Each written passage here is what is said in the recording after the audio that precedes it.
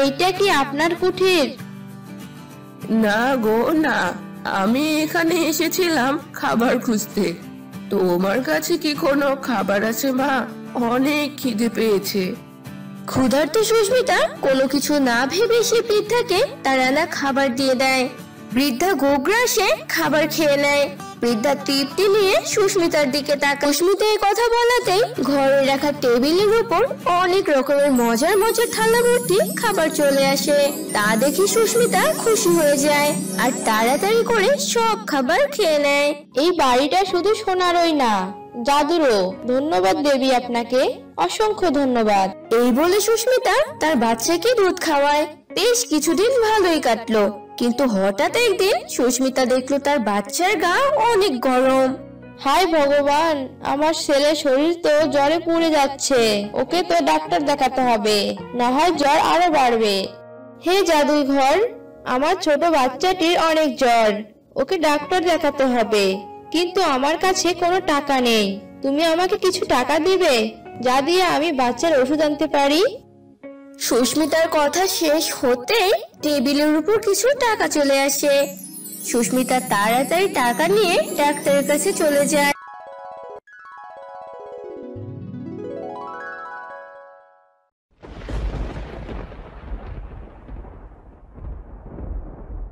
রাতের সময় ছিল, খুব জোরে বৃষ্টি হচ্ছিল।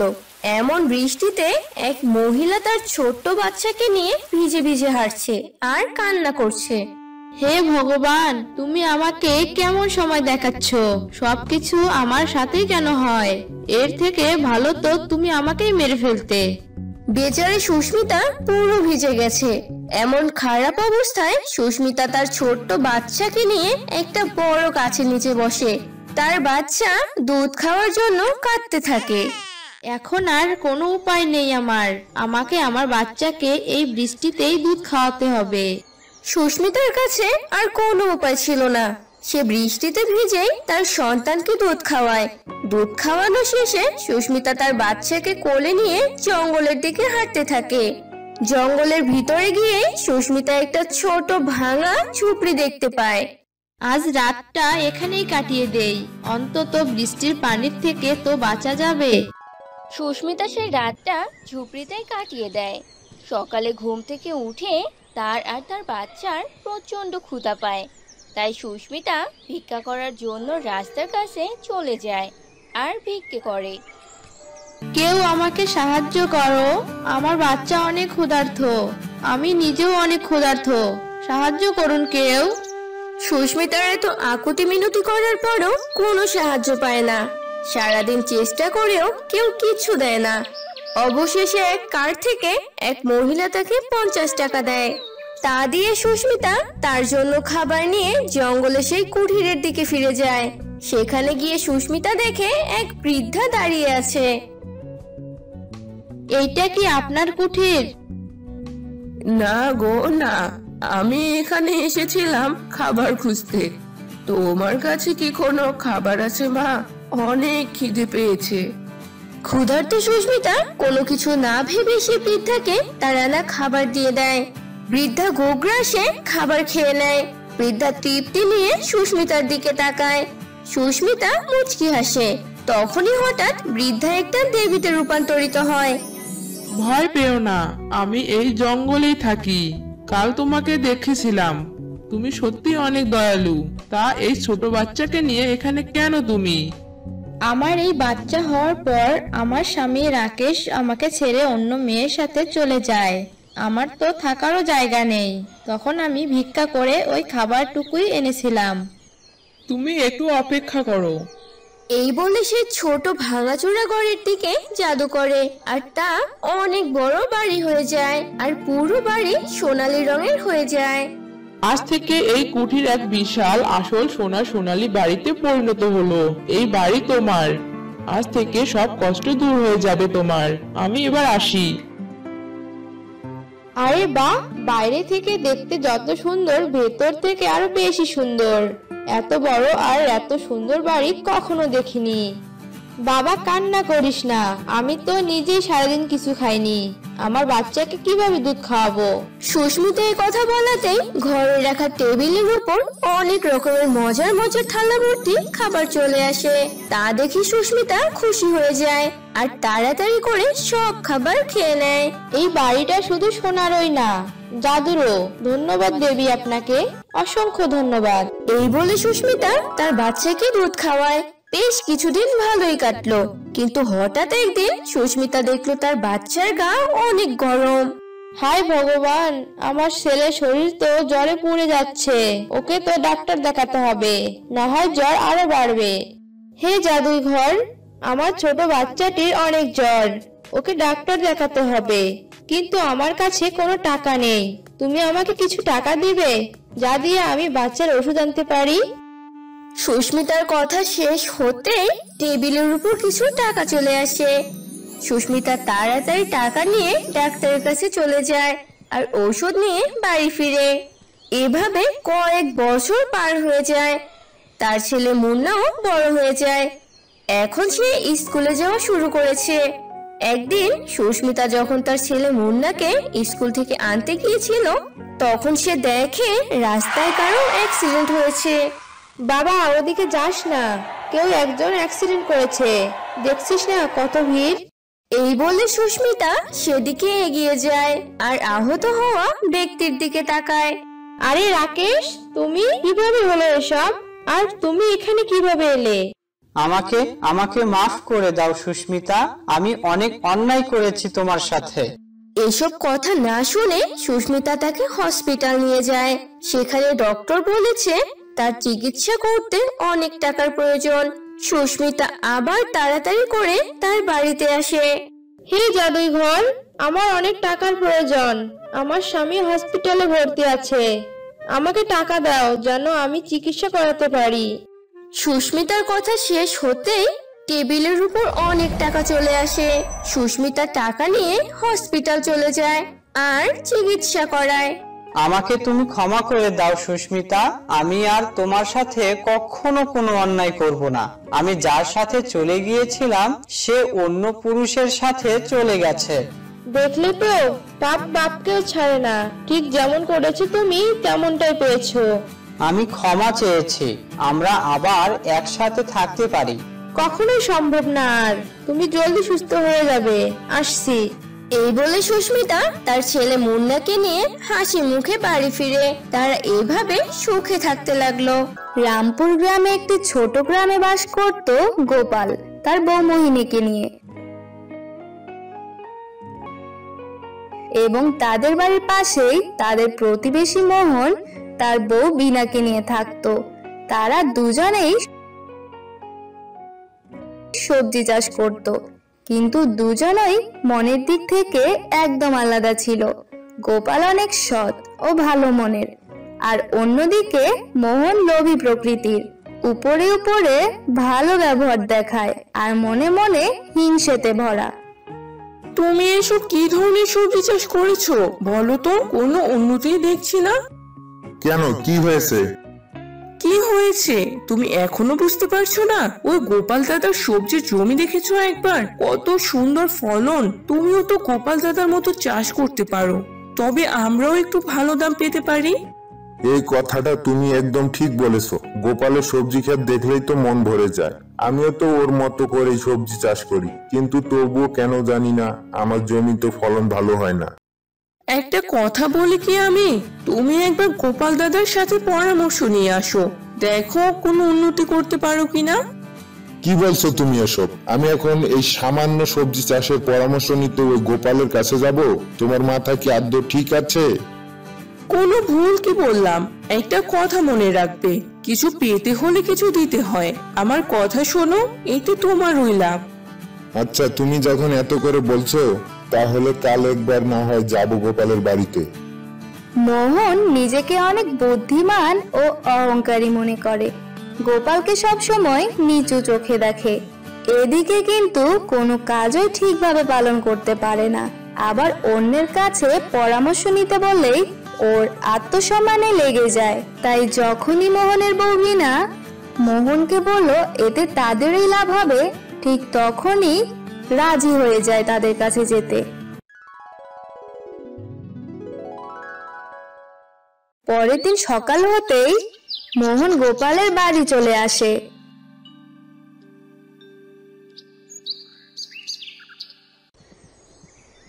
গোপাল, বাড়িতে আসো ভাই, একটু কথা ছিল তোমার সাথে। মোহনের ডাক শুনে প্রথমে গোপালের বউ মোহিনী বাইরে বেরিয়ে আসে আর বলে, আরে মোহন দাদা, আপনি আসেন, ভিতরে আসেন। বসবো না ভাবি, গোপাল বাড়িতে আছে কি? হ্যাঁ দাদা, আছে, আপনি একটু দাঁড়ান, আমি ওকে ডেকে দিচ্ছি। তারপর মোহিনী গোপালকে ডেকে দেয়। আরে মোহন ভাই, কি ব্যাপার আজ হঠাৎ করে আমার কাছে, কি মনে করে? আসলাম তোমার কাছে কিছু সবজি চাষের পরামর্শ নেওয়ার জন্য। তুমি তো দেখছোই আমার ফসল চাষের কি অবস্থা। এত চেষ্টা করছি ভালো সবজি আনার জন্য, তবুও কোনোভাবে হচ্ছে না।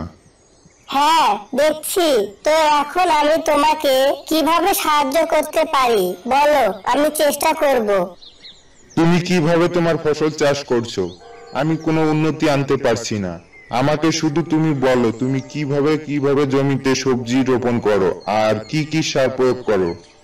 আচ্ছা, আমি তো তোমাকে পরামর্শ দিতেই পারি, কিন্তু আমাকে সবটা ঠিকভাবে মনে রাখতে হবে। আচ্ছা, তোমাকে এসব নিয়ে ভাবতে হবে না, তুমি শুধু বলে যাও। তারপর গোপাল মোহনকে তার ফসল চাষের সকল নিয়ম কানুন জানিয়ে দেয় আর সবকিছু শুনে মোহন বাড়িতে চলে যায়।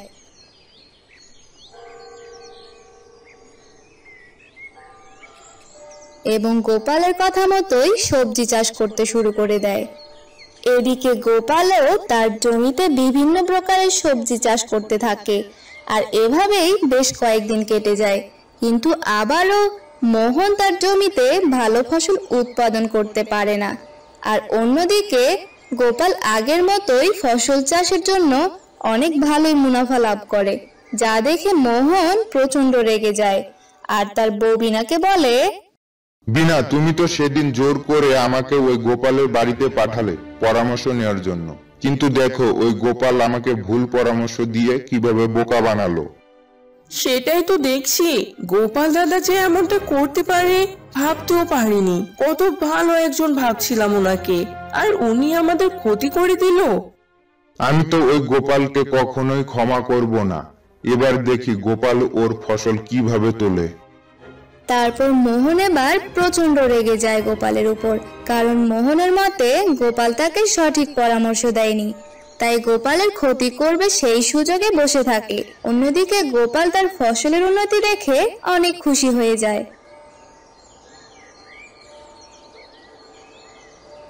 বউ বউ, কোথায় গেলে তুমি? দেখো, তোমার জন্য আমি নতুন শাড়ি এনেছি আর মিষ্টিও এনেছি তোমার পছন্দের। হ্যাঁ বলো, আমি কি আজ স্বপ্ন দেখছি নাকি, না আজ কোনো অনুষ্ঠান আছে? আরে না, আজ সবজির ভালোই দাম পেয়েছি, তাই ভাবলাম তোমার জন্য একটা শাড়ি কিনে নিয়ে আসি। আর তুমি তো মিষ্টি খেতেও অনেক ভালোবাসো। হ্যাঁ বুঝলাম, আর যাই হোক না কেন, তুমি শাড়িটা অনেক সুন্দর পছন্দ করতে পারো, আমার খুব ভালো লেগেছে। মাঝে মধ্যে আমিও বুঝতে পারি তুমি কি চাও। এখন শুধু একটাই প্রার্থনা ভগবানের কাছে, এভাবেই যেন সারা জীবন তোমার মুখে হাসি ফোটাতে পারি আর সবজি চাষে উন্নতি আনতে পারি। তুমি পারবে, আমার সে বিশ্বাস আছে। ভগবান এখনো পর্যন্ত আছে, কখনো নিরাশ করেনি আর করবেও না। হ্যাঁ, তাই যেন হয়। অন্যদিকে মোহন তো গোপালের সর্বনাশ করার জন্য ওত পেতে আছে। আর পরবর্তীতে গোপাল যখন আবার জমিতে ফসল চাষ করে এবং তখন মোহন ভাবে, এবার আমার সেদিন সেই সময় চলে এসেছে, আজ রাতেই আমাকে যা করার করতে হবে। যেই বলা সেই কাজ। মোহন ওই রাতের মধ্যেই বাজার থেকে নিয়ে আসা বিষাক্ত রাসায়নিক দ্রব্য নিয়ে গোপালের জমিতে যায় আর পুরো সবজি খেতে ছিটিয়ে দিয়ে বাড়ি ফিরে আসে।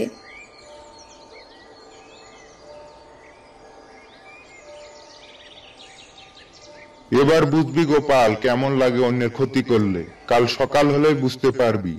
তারপরের দিন গোপাল যখন তার জমিতে যায় তো তখন তার জমির অবস্থা দেখে তার মাথায় হাত পড়ে। হায় হায়, এ কি সর্বনাশ হলো আমার! ভগবান কেন এমন ক্ষতি করলো আমার! আমাকে তো এবার পথে বসতে হবে। এই বলেই গোপাল তার জমির পাশে বসে পড়ে আর কান্না করতে থাকে, কারণ সে কি করবে এখন কোনোভাবেই বুঝতে পারছে না। অনেক চিন্তায় পড়ে যায় আর বেশ কিছু সময় ওখানে জমির পাশে থাকার পর মন খারাপ করেই বাড়ি যেতে লাগে। তখনই হঠাৎ করে রাস্তায় এক বৃদ্ধ ভিখারির সাথে ধাক্কা খায়। দুঃখিত বাবা, আপনার লাগেনি তো কোথাও? আসলে আমি বুঝতে পারিনি। না বাবা, আমি ঠিক আছি। তোমার কি হয়েছে? তোমাকে চিন্তিত লাগছে মনে হয়। হ্যাঁ বাবা, অনেক চিন্তায় আছি। তারপর গোপাল ওই বৃদ্ধা ভিখারিকে সমস্ত ঘটনা খুলে বলে। আর সব শুনে বৃদ্ধা বলে, ও বাবা, এই ব্যাপার। তোমাকে আমি কিছু সিমের বীজ দিচ্ছি, তুমি এগুলো নিয়ে গিয়ে বাড়িতে রোপণ করো, আবার উন্নতি হবে, কোনো চিন্তা করো না। কিন্তু বাবা, তার জন্য তো অনেক সময় লাগবে। আচ্ছা ঠিক আছে, আমি তবুও চেষ্টা করে যাব। এই বলে গোপাল ওই বৃদ্ধর কাছ থেকে সিমের বিচি নিয়ে বাড়ি চলে আসে আর বাড়ির উঠানে সিমের বীজ রোপণ করে দেয়। এবং পরের দিন, হ্যাঁ গো শুনছো, একবার বাইরে আসো, দেখো কি ঘটনা ঘটেছে। মোহিনীর চিৎকার শুনে গোপাল বেরিয়ে আসে আর সিমের গাছ দেখে অনেক অবাক হয়ে যায়, কারণ সিমের গাছ একদিনে অনেক বড় হয়ে গেছে। আর এর থেকেও বড় কথা, সিমের গাছে সিম না ধরে আম ধরেছে। আরে বউ, এসব কি দেখছি আমি! সিমের গাছে সিম না ধরে আম ধরেছে, এটা কিভাবে সম্ভব? আমিও তো এসব কিছু বুঝতে পারছি না। আর একদিনেই কিভাবে সিম গাছ এত বড় হলো? আমার মনে হচ্ছে ওই ভিখারি তোমাকে জাদুই সিমের বীজ দিয়েছে। হ্যাঁ, তাই হবে। ভগবান আমাদের সাহায্য করছে। তুমি আম বিক্রি করে ভালোই টাকা উপার্জন করতে পারবে। হ্যাঁ, ঠিক বলছো। তারপর থেকে গোপাল ওই জাদুই সিমের গাছে ধরা আম বাজারে বিক্রি করে ভালোই টাকা ইনকাম করতে থাকে। আর ধীরে ধীরে সেই আম বিক্রির টাকা দিয়ে গোপাল একটি নতুন বাড়ি ও কিছু জমি কিনে নেয়। অন্যদিকে মোহন এসব কাহিনী দেখে নিজেই বোকা হয়ে যায়, কারণ মোহন গোপালের ক্ষতি করতে গিয়ে ওর আরো বেশি উপকার করে দিয়েছে। এই জন্য কখনো কারো ক্ষতি করতে নেই। একটি শহরে রাকেশ নামে একটি ছেলে ছিল। তার বাবা মা কেউ ছিল না। সে একটা ছোট অফিসে কাজ করত আর অনেক রাত করে বাসায় ফিরত।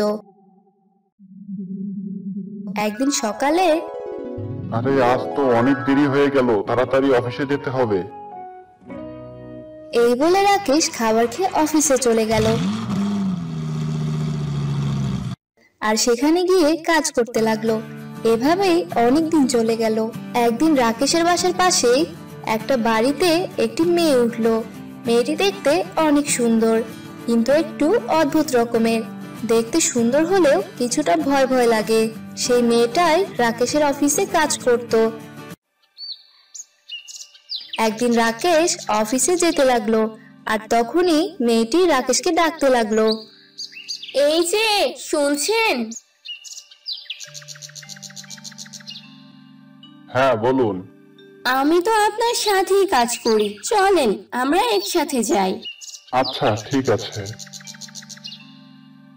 এই বলে তারা দুজন হাঁটতে লাগলো আর একটা গাড়িতে চড়ে তারপর অফিসে গেল। রাকেশ সবসময় একাই থাকতো, তাই সে সবসময় চুপ থাকতো।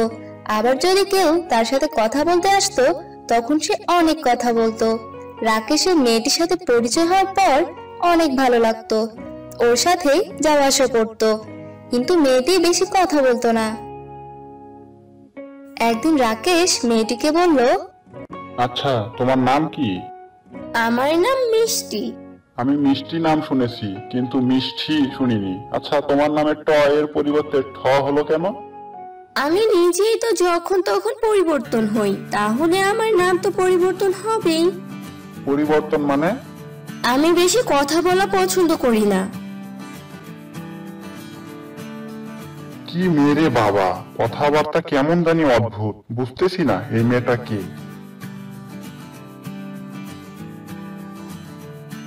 তারপর রাকেশ বাড়িতে চলে আসলো, আর সেদিনের পর থেকে রাকেশের রাতে কোনো ঘুম আসতো না।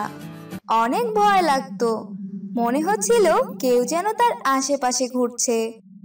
আমার এমন কেন মনে হচ্ছে যে আমার আশেপাশে কেউ আছে? আর এই রুমটাই এত ঠান্ডা শীতল হয়ে যাচ্ছে কেন? সারা রাত ভাবতে ভাবতে রাকেশ ঘুমিয়ে পড়ল। পরের দিন সকালে রাকেশ খেয়াল করলো তার পুরো রুম এলোমেলো হয়ে আছে। কি ব্যাপার, আমি কালকেই তো পুরো রুমটা সুন্দর করে সাজিয়ে রেখেছিলাম, তাহলে এমনটা কি করলো? এসব নিয়ে রাকেশ ভাবতে লাগলো। আর তারপর রাকেশ অফিসে চলে গেল। কিন্তু সেদিন সেই মেয়েটি অফিসে আসেনি, এটা একাই রাকেশ ভাবতে লাগলো। আজকে ওই মেয়েটা দেখছি আসেনি, আমি কি কাউকে জিজ্ঞাসা করব যে মেয়েটি আজকে আসেনি কেন? না থাক, ওরা হয়তো পরে অন্য কিছু ভাববে। রাকেশ আনমনা হয়ে অফিসের কাজগুলো করতে লাগলো। আর রাতে বাড়িতেও চলে গেল। রাকেশের একটা ভালো বন্ধু ছিল, তার নাম ছিল সজল। সজল রাকেশের বাড়িতে বেড়াতে এলো। আরে বন্ধু, কেমন আছিস তুই? এই তো আমি অনেক ভালো আছি, আর এজন্যই তো তোর সাথে দেখা করতে এলাম। খুব ভালো করেছিস, আয় ভেতরে আয়। আর আমার অফিস 2 দিনের জন্য বন্ধ দিয়েছে, তোর সাথে এবার ভালোই আড্ডা জমবে। তারপর রাকেশ তার বন্ধুকে ঘরে নিয়ে আসলো,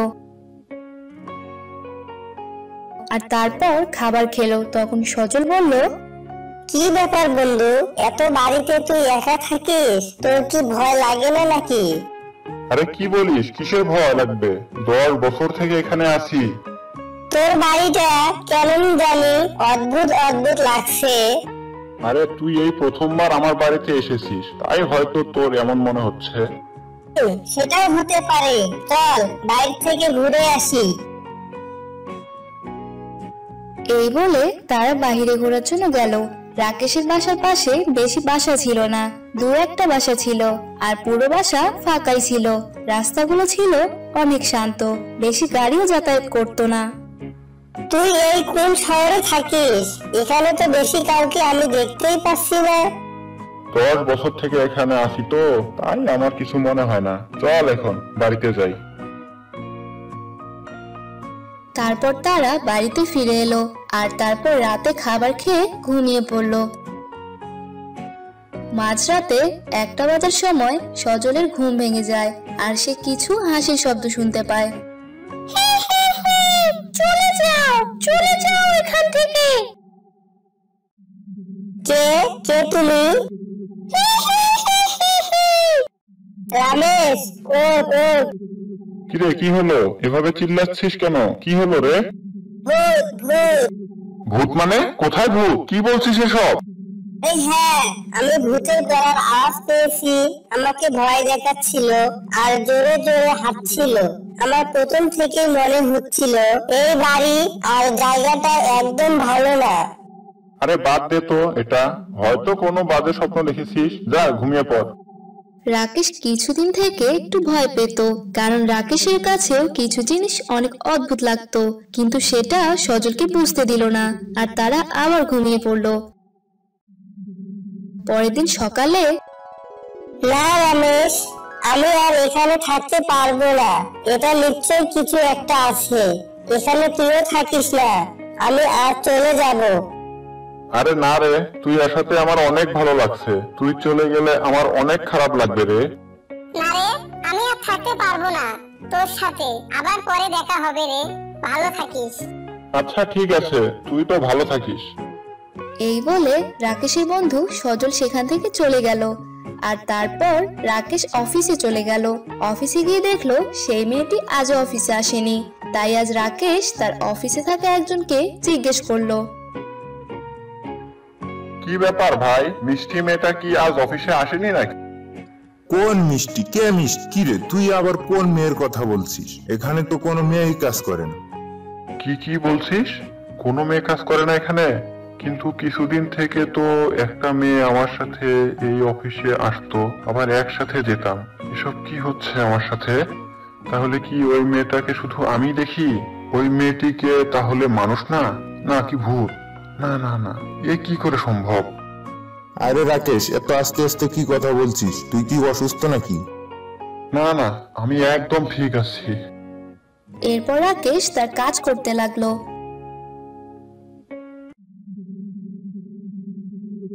আর রাতে বাসায় যেতে লাগলো। আর আজ অনেক রাত হয়ে গেছে। বাসায় যেতে যেতে ট্যাক্সিটাও খারাপ হয়ে গেল। কি ব্যাপার, আজকে এমনিতেই অনেক দেরি হয়ে গেছে, আর তার মধ্যেই আপনার গাড়িটাও খারাপ হলো। এভাবে রাকেশ ট্যাক্সি ড্রাইভারকে বলতে লাগলো, কিন্তু ট্যাক্সি ড্রাইভার কোনো উত্তরই দিল না। আর তারপর রাকেশ হেঁটে হেঁটে বাসায় যেতে লাগলো। আর তার সাথে তখন সেই মেয়েটির দেখা হয়ে গেল। মেয়েটিকে দেখে রাকেশ ভয় পেয়ে গেল। আরে রাকেশ, তুমি এখানে? চলো তোমাকে বাসায় রেখে আসি। না না, আমি একা যেতে পারবো। আরে রাকেশ, এমন করছো কেন? চলো আমার সাথে। আমার কাছে একটা তাড়াতাড়ি বাসায় যাওয়ার রাস্তা আছে, তাহলে আমরা তাড়াতাড়ি যেতে পারবো। না না, যাব না। কিন্তু সেই মেয়েটি রাকেশকে জোর করে নিয়ে গেল। কিছু দূর যেতেই রাকেশ বলল, এটা তুমি আমাকে কোথায় নিয়ে এলে? এটা রাস্তা দেখতে কেমন জানি। তা তো মনে হবে, কারণ এই রাস্তায় কখনো কেউ আসে না, কারণ এটা একটা ভূতের রাস্তা। এই কথা বলে সেই মেয়েটি তার ভূতের রূপ ধারণ করে আর বলে, আমি হলাম একটা ভূত। যখন থেকে সবাই জানতে পারলো এই রাস্তাটি ভালো না, এটা একটা ভূতের রাস্তা, তখন থেকে সবাই এই রাস্তা দিয়ে যাওয়া আসা বন্ধ করে দিল। কিন্তু আমরা আর কদিন না খেয়ে থাকবো, তাই তো মানুষের রূপ ধারণ করেছি, আর তোকে আমার জালে ফেলে দিলাম। না না, আমাকে মেরো না, ছেড়ে দাও, আমাকে ছেড়ে দাও, দয়া করো। কিন্তু সেই মেয়েটি রাকেশের কোনো কথাই শুনলো না, আর তাকে মেরে ফেললো, আর তার রক্ত চুষে খেয়ে ফেললো, আর রাকেশ মারা গেল। তো বন্ধুরা, আমাদের আজকের গল্পটি তোমাদের কেমন লাগলো তা কমেন্টে জানিয়ে দাও। আর এমনই সব মজার মজার গল্প ও কার্টুন দেখতে আমাদের চ্যানেলটি সাবস্ক্রাইব করে বেল বাটনে চাপ দাও। আর হ্যাঁ বন্ধুরা, লাইক কমেন্ট ও শেয়ার করতে ভুলো না।